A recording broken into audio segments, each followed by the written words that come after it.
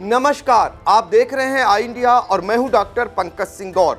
और इस वक्त आई इंडिया पर आ रही बड़ी खबर आप देख सकते हैं कि भारतीय जनता पार्टी अवध क्षेत्र की क्षेत्रीय कार्यशाला का नैमिषारण्य की धरती पर शुभारंभ हो चुका है। अवध क्षेत्र के 15 जिलों के भारतीय जनता पार्टी के तमाम पदाधिकारी इस कार्यशाला में भाग ले रहे हैं। आपको बता दें कि भारतीय जनता पार्टी प्रदेश संगठन के महामंत्री धर्मपाल सिंह का आगमन हो चुका है। आप आई इंडिया के स्क्रीन पर देख सकते हैं कि प्रदेश संगठन मंत्री धर्मपाल सिंह इस कार्यशाला में बतौर मुख्य अतिथि के रूप में उनका आगमन होता हुआ दिखाई दे रहा है। और आपको बता दें कि कार्यशाला का शुभारंभ दीप प्रज्वलित कर और साथ ही राष्ट्रगान के साथ हुआ है। जो आप सीधी तस्वीरें, एक्सक्लूसिव तस्वीरें आप आई इंडिया पर देख सकते हैं।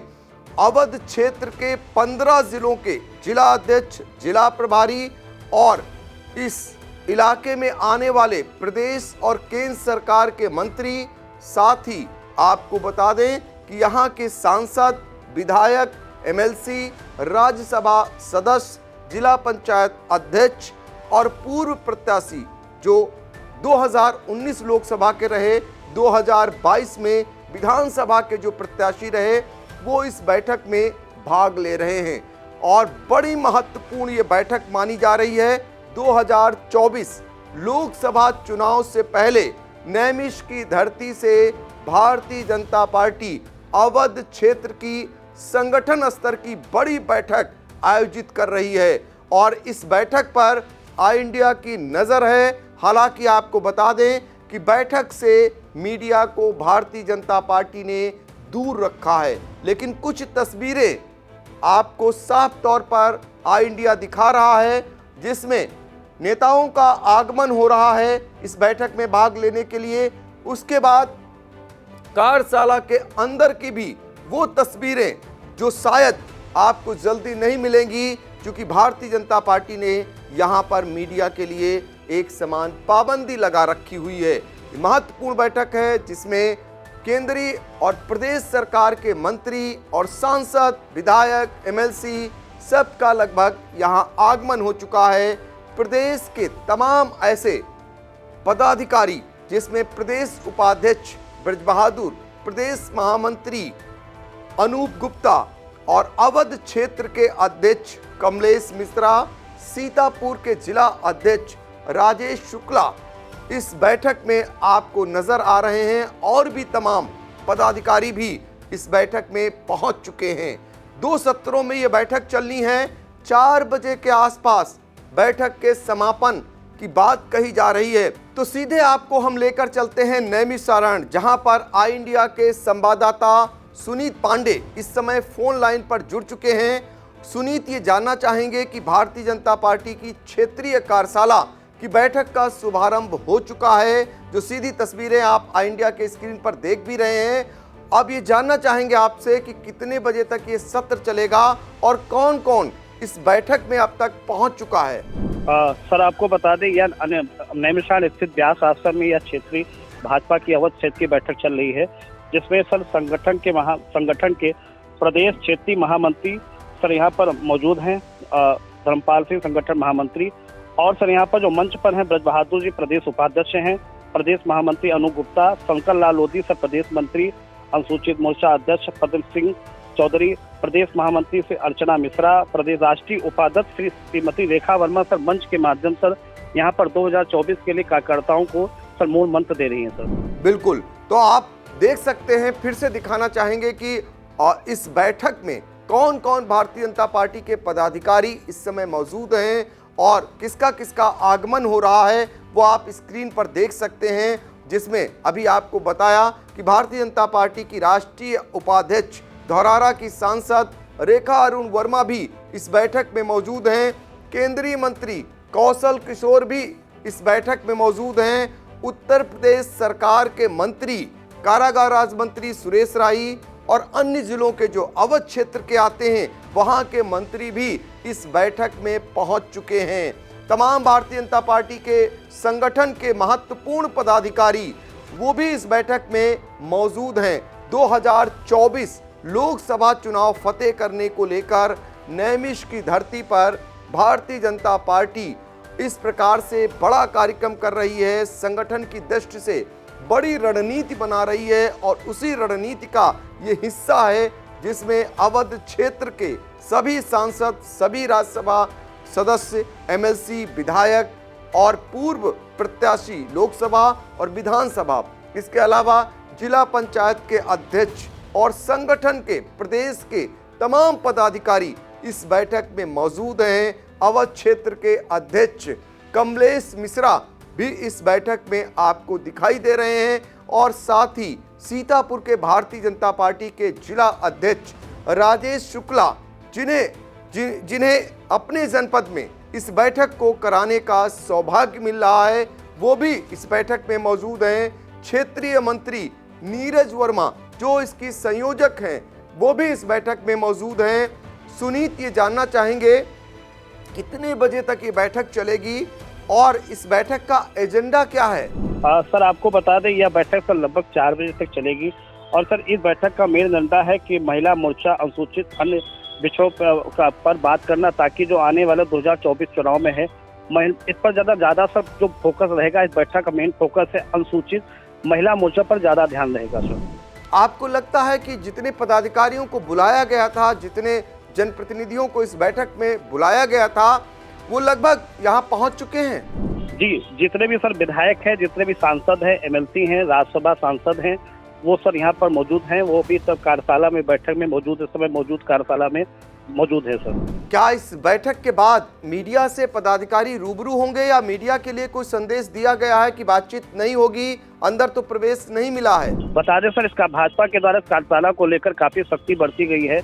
यहाँ तक जो सांसद, विधायक, एमएलसी और मंत्रियों के साथ जो उनके साथ पीआरओ रहते हैं, उनको भी वहां से बाहर रखा गया है। कोई भी व्यक्ति को अंदर नहीं जाने की परमिशन दी जाए। मीडिया कर्मियों को काफी दूर रखा गया है। कार्यक्रम के केवल दीप प्रज्वलन से पहले भी फोटो वीडियो करने को दिया गया, ताकि बहुत दूर तक मीडिया कवरेज के लिए रखा गया है। बिल्कुल, तो देखिए इस तरीके से भारतीय जनता पार्टी चूंकि संगठन की दृष्टि से ये महत्वपूर्ण बैठक है, इसलिए मीडिया को दूर रखा गया है। और सीतापुर में 4 लोकसभा सीटें आती हैं। सीतापुर से चौथी बार जीत चुके हैं, 4 बार लगातार यानी एक समान जीतते आ रहे हैं सांसद राजेश वर्मा। धौरारा से 2 बार सांसद चुनी जा चुकी हैं रेखा वर्मा, जो भारतीय जनता पार्टी की प्रदेश उपाध्यक्ष हैं। मोहनलालगंज से जो केंद्रीय मंत्री हैं कौशल किशोर, और इसके अलावा मिश्रिख से सांसद अशोक रावत जो 3 बार सांसद चुने जा चुके हैं। तो ये सारे अनुभवी सांसद हैं और जिनका अपने अपने क्षेत्रों में एक अलग तरीके का प्रभाव भी है। और ये लोग मजबूत पकड़ कितनी है ये यही दर्शाता है कि दल कोई भी रहा हो, ये सांसद जीतते आए हैं और क्षेत्र के लोगों ने इन्हें जिताने का काम किया है। तो सीतापुर के जो 4 सांसद हैं, क्या उनकी भी मौजूदगी हो चुकी है? जी सर, जो सीतापुर के सर 4 सांसद वो भी सर मौजूद हैं। इस सर कार्यशाला में 68 विधायक, लोकसभा सांसद और 15 सांसद सर इसमें मौजूद हैं। बिल्कुल, तो इस तरीके से इसमें कई सांसद और कई हमने आपको बताया विधायक, ये सारे लोग मौजूद हैं।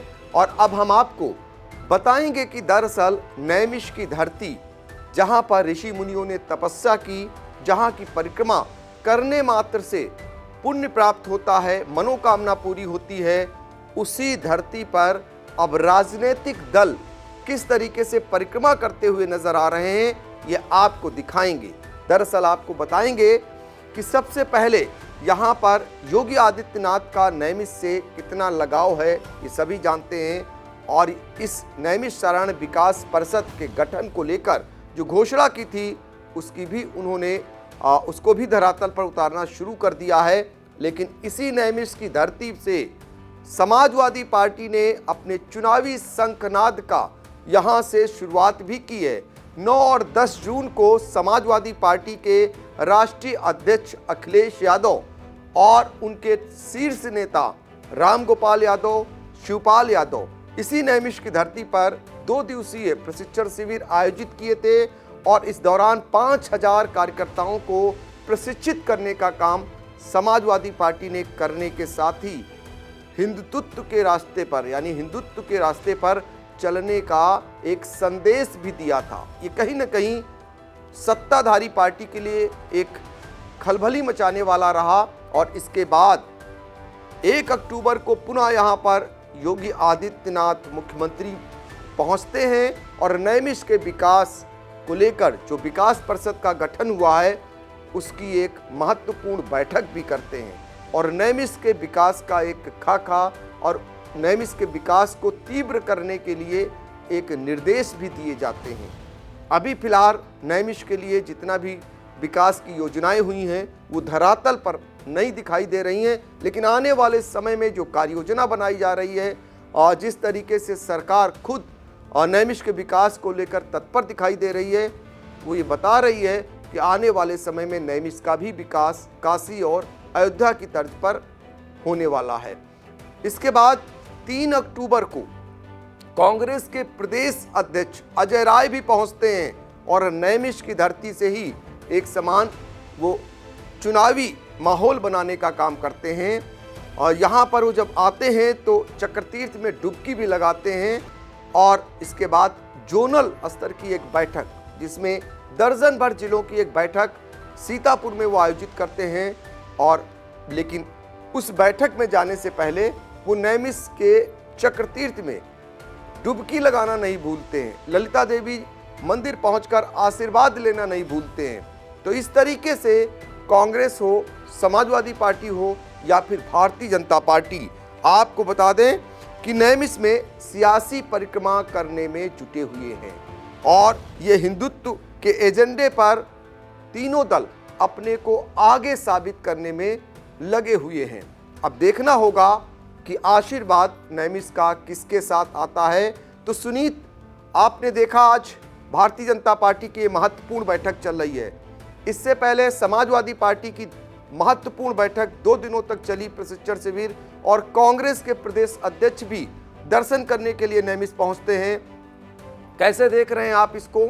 लगता नहीं आपको कि तीनों पार्टियां ये साबित करने में लगी हैं कि वो हिंदुत्व के रास्ते पर चलती हुई आगे दिखाई दे रही हैं? सर आपको बता दें सर, ये नैमिषारण्य तीर्थभूमि अभी तक से अध्यात्म के लिए जानी जाती थी, मगर जहाँ तक अब जो राजनीतिक दल है उसने नैमिषारण्य को तब अपना मूल मंत्र और राजनीतिक 2000 चुनाव के लिए अखाड़ा भी बना रहे हैं, जिससे यहीं से वो चुनाव की यहाँ से तैयारियों का शुरुआत कर रहे हैं। तो कहीं ना कहीं से नैमिषारण्य तीर्थभूमि से एक संदेश भी देना चाहते हैं कि हिंदुत्व को लेकर, नैमिषारण्य तीर्थभूमि को लेकर, उस सहारा लेकर एक अपना 2024 की तैयारी कर रहे हैं। तो बिल्कुल 88,000 ऋषि मुनियों की तपोभूमि, जहाँ 84 कोस की परिक्रमा साधु संत और परिक्रमार्थी करते थे, लेकिन इन दिनों परिक्रमा राजनीतिक दल के नेताओं द्वारा की जा रही है।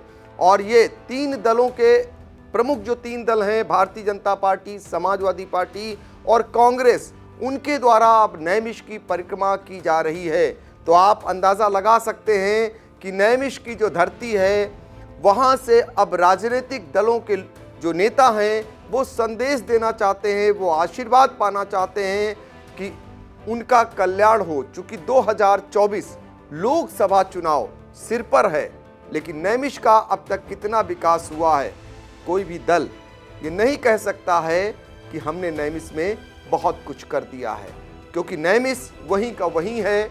उम्मीदें ज़रूर बंधी हुई हैं हर एक दल की ओर से। जब भी जिसकी सरकार आती है बड़े बड़े दावे किए जाते हैं, लेकिन वो दावे धरातल पर कब उतरेंगे ये भी देखना होगा। और आपको ये भी बता दें, दरअसल भारतीय जनता पार्टी की जो आज क्षेत्रीय कार्यशाला चल रही है, ये महत्वपूर्ण कार्यशाला है। इसके बाद 2 नवंबर को एक महत्वपूर्ण बैठक लखनऊ में एक आयोजित होनी है, रैली टाइप की, और जिसमें केंद्रीय गृह राज्य मंत्री अमित शाह भी आ सकते हैं। और उस बैठक में अनुसूचित जाति के लोगों को ज़्यादा से ज़्यादा जोड़ने को लेकर भी ये महत्वपूर्ण बैठक बताई जा रही है कि उस रैली में वो ज़्यादा से ज़्यादा पहुँचें। और उसी दृष्टि से इस रैली को माना जा रहा है। फिलहाल भारतीय जनता पार्टी आने वाले समय में अयोध्या और देवी पाटन में भी ऐसी रैलियां आयोजित कर सकती है, ये भी बताया जा रहा है। फिलहाल इस पर नज़र बनी हुई है। जैसे ही ये कार्यशाला समाप्त होगी, सबसे पहले हम आपको अपडेट पहुंचाने का काम करेंगे और अपने साथी सुनीत पांडे से उम्मीद करेंगे कि कार्यशाला समापन के बाद वो भारतीय जनता पार्टी के नेताओं से बातचीत कर जानने का प्रयास करेंगे कि इस बैठक में क्या कुछ रहा। तो सुनीत, आपने बहुत ही महत्वपूर्ण जानकारी दी, आपका बहुत बहुत शुक्रिया।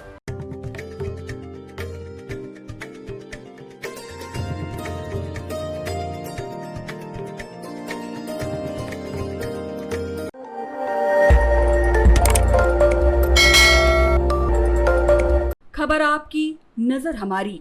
देखते रहिए आई इंडिया।